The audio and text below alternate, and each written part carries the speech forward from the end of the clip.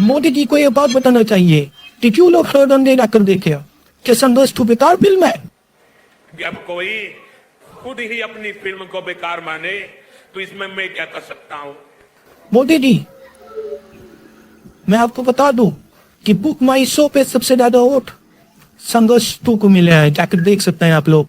अरे भाई, ये वही लोग हैं जिनकी उम्र तो बढ़ गई है लेकिन बुद्धि नहीं बढ़ी है। अरे भाई, हर हर गंगे जमीनी स्तर पे जाकर और मैं आपको बता दूं कि जो लोग कहते हैं कि फिल्म फ्लॉप होगा, उस फिल्म के रिलीज होने से पहले उसके गाने सुपर हिट होने वाले हैं। अरे अरे मेरे भाई कहाँ जा रहे हैं? पहले मेरी बातों को तो पूरा सुन लीजिए।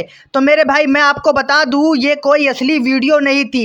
ये वीडियो सिर्फ आप लोगों के मनोरंजन के लिए बनाई गई थी और हर हर गंगे के प्रमोशन के लिए। तो मेरे भाई वीडियो को लाइक कर दीजिएगा। मिलते हैं अगले वीडियो में।